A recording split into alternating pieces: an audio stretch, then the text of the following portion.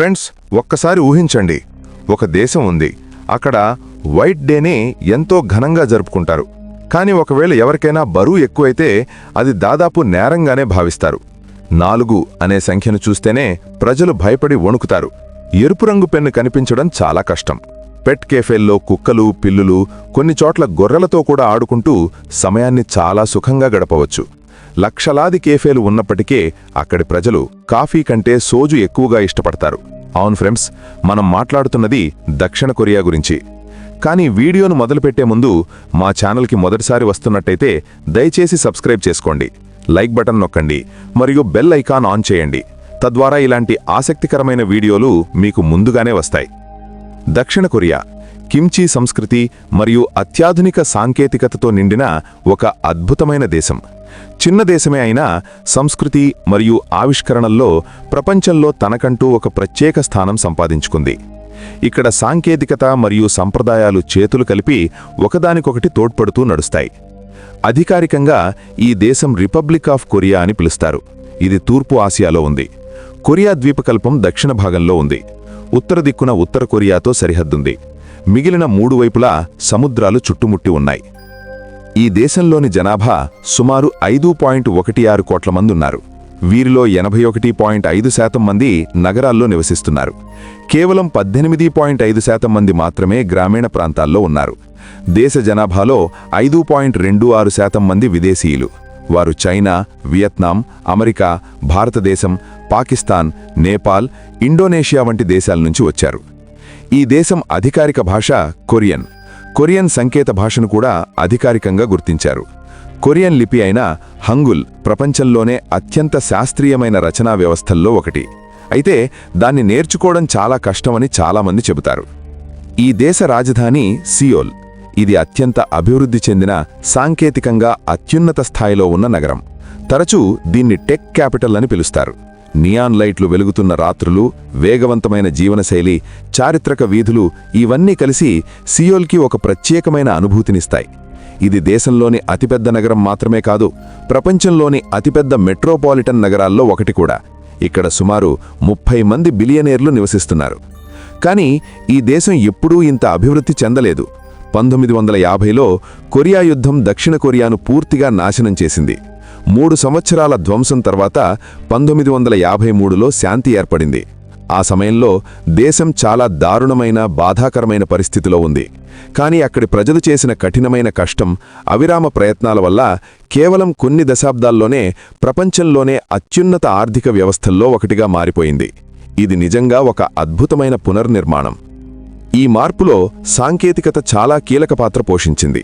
Samsung Electronics, SK Hynix, Hyundai Motors, LG, POSCO వంటి కంపెనీలు ప్రపంచ స్థాయిలో నాయకత్వం వహిస్తున్నాయి. ప్రస్తుతం దక్షిణ కొరియా తైవాన్ తర్వాత ప్రపంచంలో 2వ అతిపెద్ద సెమీకండక్టర్ ఎగుమతి చేసే దేశంగా నిలిచింది. 2012లో ఈ దేశం ప్రపంచాన్ని ఆశ్చర్యపరిచింది. జైళ్లలో కెమెరాలు, మోషన్ సెన్సార్లు, ఏఐ ఆధారిత ప్రవర్తన గుర్తింపు వ్యవస్థలతో కూడిన రోబోట్ గార్డ్లను మోహరించింది. ఇలాంటి అధునాతన సాంకేతికతను ఉపయోగించడం ద్వారా భద్రతను మరింత బలోపేతం చేశారు. దక్షిణ కొరియాలో ఎవరి బ్లడ్ గ్రూపు అని అడగడం సాధారణ విషయం. ఎందుకంటే రక్త గ్రూపును బట్టి వ్యక్తిత్వ లక్షణాలను అనుసంధానం చేసి చూస్తారు. అలాగే ఒకే ఇంటి పేరు ఉన్నవాళ్ల వివాహం చేసుకోవడాన్ని సాంస్కృతిక కారణాల వల్ల సాధారణంగా నివారిస్తారు. ఇక్కడ వయస్సు లెక్కించే విధానం కూడా ఇతర దేశాలతో పోలిస్తే చాలా వేరు. శిశువు పుట్టినప్పటినుంచి 1 సంవత్సరంగా లెక్కిస్తారు. గర్భంలో గడిపిన కాలాన్ని కూడా లెక్కలోకి తీసుకుంటారు. దీన్నే కొరియన్ ఏజ్ సిస్టమ్ అంటారు. అందం పట్ల ఇక్కడి బ్యూటీ స్టాండర్డ్స్ చాలా కఠినంగా ఉంటాయి. సన్నగా, తెల్లగా ఉండడం ఆదర్శంగా భావిస్తారు. బరువెక్కువైతే తీవ్రంగా విమర్శించబడుతుంది. ప్రజలు తమ బాహ్య రూపం పట్ల చాలా స్పృహతో ఉంటారు. కాస్మెటిక్ సర్జరీ ఇక్కడ చాలా సాధారణం. నిజానికి దక్షిణ కొరియాను ప్లాస్టిక్ సర్జరీ రాజధాని అని కూడా అంటారు. ఆసక్తికరమైన విషయం ఏమిటంటే కొంతమంది తల్లిదండ్రులు పిల్లలకు గ్రాడ్యుయేషన్ గిఫ్ట్గా కాస్మెటిక్ సర్జరీ ఇస్తారు. మహిళల కంటే పురుషులు కూడా అందం సాధనాలపై ఎక్కువ ఖర్చు చేస్తారు. ఇది వారి సమాజంలో అందం ఎంత ముఖ్యమో చూపిస్తుంది. దక్షిణ కొరియాలో 1,00,000కు పైగా కెఫేలున్నాయి. కానీ వాటిలో అత్యంత ప్రత్యేకమైనవి పెట్ కెఫేలు. అక్కడ కుక్కలు, పిల్లులు, కొన్ని చోట్ల గొర్రెలతో కూడా ఆడుకోవచ్చు. ఇలాంటి కెఫేలు ఎక్కువగా యువతకు చాలా ఇష్టం. దక్షిణ కొరియా గురించి మాట్లాడేటప్పుడు కే-పాప్ని వదిలేయడం అసాధ్యం. 1990 నుంచి ముఖ్యంగా 2010 తర్వాత సోషల్ మీడియా వచ్చాక కే-పాప్ ప్రపంచాన్ని జయించింది. బీటీఎస్, బ్లాక్ పింక్ వంటి గ్రూపులు దక్షిణ కొరియాను గ్లోబల్ మ్యూజిక్ హబ్గా మార్చేశాయి. Squid Game, Crash Landing on You వంటి సిరీస్లు దేశాన్ని ఎంటర్టైన్మెంట్ శక్తిగా నిలిపాయి. ఇవి ప్రపంచవ్యాప్తంగా కోట్లాది మందిని ఆకర్షించాయి. బుసాన్, సియోల్ వంటి నగరాలు అత్యాధునిక ఏఐ వ్యవస్థలు, సర్వేలెన్స్, డిజిటల్ ఇన్ఫ్రాస్ట్రక్చర్తో స్మార్ట్ సిటీలుగా మారాయి. సాంస్కృతికంగా పండుగల సమయంలో ప్రజలు సాంప్రదాయ దుస్తులైన హన్బోక్ ధరిస్తారు. ప్రధాన పండుగలు సియోల్లెల్ అంటే చంద్రనూతన సంవత్సరం మరియు చుసాక్ అంటే పంట పండుగ.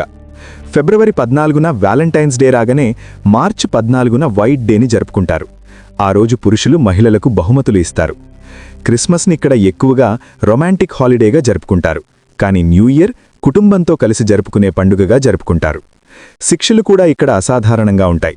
కొన్నిసార్లు నేరస్తులను వారు చేసిన నేరం జరిగిన చోటికి తీసుకువెళ్లి మీడియా ముందు ఆ నేరాన్ని మళ్లీ ప్రదర్శించేలా చేసి ప్రజల ముందు అవమానపరుస్తారు. ఇలాంటి శిక్షలు నేరాలను నివారించడంలో సహాయపడతాయి. దక్షిణ కొరియా ప్రజలు చాలా కష్టపడి పనిచేస్తారు. ముఖ్యంగా విద్యార్థులు రోజుకి సుమారు 6 గంటలు మాత్రమే నిద్రపోతారు. ఇది వారి పోటీ స్పృహను చూపిస్తుంది. అయితే చాలామంది మాన్యువల్ లేబర్ జాబ్స్ని తమ స్థాయికి తగనివిగా భావించి దూరంగా ఉంటారు. దీంతో నిరుద్యోగం కూడా పెరుగుతోంది. మద్యపానం ఇక్కడ చాలా ఎక్కువ. వారి ఇష్టమైన పానీయం సోజు. భోజనంతో పాటు సోజు తాగడం సాధారణం. ఆహారం కూడా ఈ సంస్కృతిలో ముఖ్య భాగం. అత్యంత ప్రసిద్ధి చెందిన వంటకం కిమ్చి. స్వీట్ పొటాటోలు, బిబింబాప్ వంటి రైస్ డిష్లు కూడా చాలా ఇష్టం. దక్షిణ కొరియా వెళ్లేటప్పుడు అక్కడి సంస్కృతి, ఆచారాలు తెలుసుకోవడం చాలా ముఖ్యమైన విషయం. ఉదాహరణకు, అక్కడ ఎవరికైనా బహుమతి ఇవ్వాలనుకుంటే షూస్ ఇవ్వడం మంచిది కాదు. ఎందుకంటే అది మన దగ్గర నుంచి దూరంగా వెళ్ళిపో అనే అర్థంలో తీసుకునే అవకాశం ఉంది. కాబట్టి బదులుగా పూలు, చాక్లెట్లు లేదా చిన్న గిఫ్ట్ ఐటమ్స్ ఇవ్వడం మర్యాదగా, ఆహ్లాదకరంగా భావిస్తారు. దక్షిణ కొరియా చాలా సురక్షితమైన దేశంగా పేరుగాంచింది. ఇక్కడి ప్రజలు ఎంతో మర్యాదగా, సహాయక స్వభావంతో ఉంటారు. రాత్రి సమయంలో కూడా చాలా ప్రాంతాల్లో సేఫ్గా తిరగచ్చు. ముఖ్యంగా నగరాలు చాలా శుభ్రంగా, క్రమబద్ధంగా ఉంటాయి. టూరిజం విషయానికి వస్తే రాజధాని సియోల్ మాత్రమే కాకుండా చూడదగిన ఎన్నో అద్భుత ప్రదేశాలున్నాయి. జేజూ దీవి ప్రకృతి సౌందర్యంతో ప్రసిద్ధి చెందింది. బుసాన్ సముద్ర తీరాలు అందమైన నగర జీవన శైలితో ఆకట్టుకుంటుంది. గ్యాంగ్జూ పురాతన చరిత్రకు నిలువెత్తు ఉదాహరణగా నిలుస్తుంది. గ్యాంగ్బోక్ గుంగ్ ప్యాలెస్ రాజవంశకాలపు అద్భుత నిర్మాణాన్ని చూపిస్తుంది. బుక్చాన్ హనోక్ విలేజ్లో సంప్రదాయ కొరియన్ ఇళ్లను దగ్గరగా చూడొచ్చు. అంతేకాదు, దక్షిణ కొరియా గ్రామాలు కూడా ప్రత్యేక ఆకర్షణ. అవి చాలా ఆధునికంగా, శుభ్రంగా, సౌకర్యాలతో అభివృద్ధి చెందినవిగా ఉంటాయి.